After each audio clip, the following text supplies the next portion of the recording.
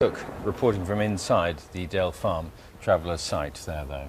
We'll be back there a little bit later on. Let's tell you about other news which is happening this morning. Millions of people are about to get letters telling them they've paid too much income tax and they're due a refund. The mistakes came to light. Hello, Penny. Good morning. Which taxpayers are we talking about? Who? For minutes, we'll talk to two brothers whose father died after he was treated by an overseas doctor who didn't speak English fluently, and we'll get their reaction to these proposals.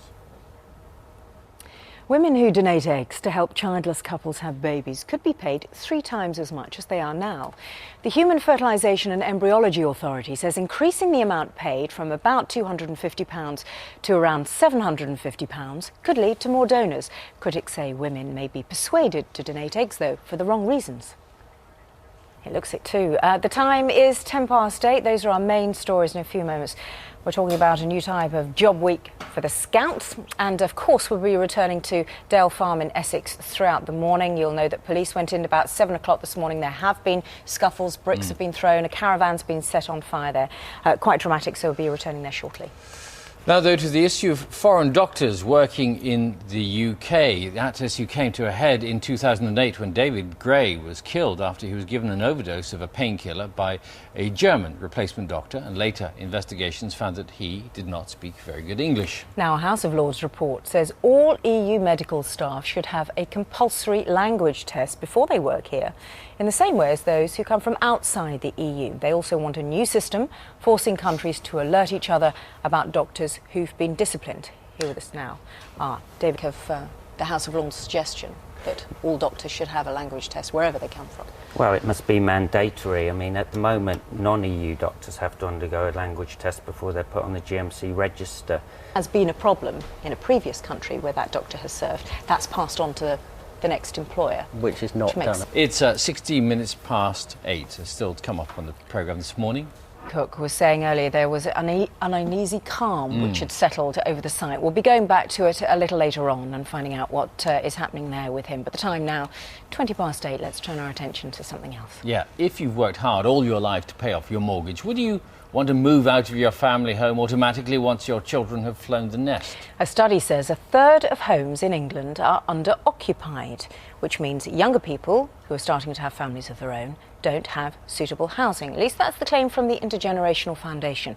And it's calling for tax breaks to encourage older people to move into smaller properties. Well, Angus Hanton is one of the report's authors. Talking about a bob now would be worth about £1.34. £1.34. Is that the amount that you would like people to give you in Scout Community Week? How's it going to work? I think brilliant. You've already been involved in one of these projects, and it took a lot of work. Yeah, I was involved in this project for 2. Of course, bring you the latest from Dale Farm in Essex as well. That eviction taking place. Both the police and the bailiffs have moved in already this morning. Got there eventually. Time to get the news, weather and the travel wherever you are. Done. We'll see you in a couple of 10 minutes. points. SOS. Minutes to 9. When singer Amy Winehouse died in July, the world lost a unique star. Just a week after her death, her award-winning album Back to Black was re-released and became the UK's best-selling album of the century. Well, as a tribute to her talent, her father Mitch launched the Amy Winehouse Foundation on what would have been her 28th birthday, and it hopes to raise £2 million in its first year to help vulnerable and disadvantaged young people around the world. Mitch is with us now. £300,000, haven't you? Yeah, and I'll be very disappointed if we don't raise £2 million in the first year. Really? Why did you set up the foundation? I got the news of Amy's passing when I was at in my cousin's flat in Bennett on the sofa here recently, Mitch, and she recorded with him, of course, on the Duets 2 album. He said that she was one of the most honest musicians. To that, sometimes 5 times a day, didn't you? Well, I wouldn't say 5 times a day. She'd phone. You want to raise? Yeah. How are you going to raise it, and what exactly are you going to spend it on? We talked about helping young and vulnerable people, but Yeah. Well, you know that we're. Did you know? Yes, Did go you on. know that the Probably Victorians, not. the Victorians had more than 600 varieties of pear to choose from? I didn't. And did you know, there used to be more than 200 rhubarb growers in Yorkshire, but now there are just 11. I feel much better now. I do know I tell that. you, I'm a mine of information.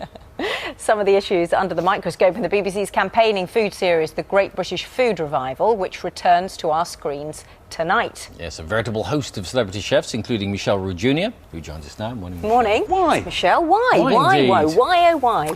I don't know, but what I do know is that we should be championing great British produce and we should be buying more British. And it's very simple. You see that lovely flag, the Union Jack, rhubarb growers as well, 200 to 11. Michelle, we might all want to buy English not there. So, for instance, apples, you know, you'll find, and refuse to buy the foreign stuff. Why not? To say I'm not buying the foreign stuff for one thing. Because people are watching the pennies, I suppose, and they think to themselves, if British cost that bit more, I might have to go with something else. But it's so much better. It's helping. Something you make in the programme, which is seasonality, it should be key here. We should all buy things which are driven by the seasons, rather than things that have been forced. Of course, in season, we'll all... Gosh, yes. I actually think they make a better pair. And it's not just your good self, is it, who's involved in this campaign? Lots of us. Angela Hartnett talking about turkey, because we only ever eat turkey, it seems, at Christmas. And maybe... But exactly. It's cheap as well. Mackerel pie, lovely stuff. It's very cheap, with pears. It's very cheap. Get it in there. But rhubarb, of course, rhubarb and lots of other... The chicken and the egg. I mean, Mary Berry's talking about eggs as well, but it is about the chicken and the egg, and I just can't get my head around this. You know, but that's the point. You know, I'm not going to... Now the time is 5 minutes before 9. Sir Terry Pratchett is one of Britain's most celebrated authors who was diagnosed with a rare form of Alzheimer's in 2007. We've spoken to him quite a lot since. It hasn't stopped him from writing. Last week, he released his 50th novel called Snuff. Terry will be here in just a moment. Sir Terry, rather. Let's first have a look at a scene from his documentary, which went out in the summer. Terry Pratchett, Choosing to Die, where he explains how he writes his novels. At home, yeah. It's like not bad stuff. It's not quite as bad as smoking, but it was a nice snappy title for the book. But also, of course, it means killing and things like that. Yeah. Process. It's a better process. And a better process. Why is it better? Because you're telling the story. It really is strange. Rob's. It doesn't define me. I mean, yes, I'm kind of like the poster boy for it, and I've got my own. Gosh. Well, you know, the curiosity is that not only was it a big song here in the UK, it was... It's a very poignant song, which I think strikes a chord, particularly with a lot of men. Yeah. And because Mike Rutherford wrote it about his dad, didn't he, who died, and so never really had the conversation we should have had. That's the How did you get on with your father? Were playing outside and snow was tough. My own hair, by the way.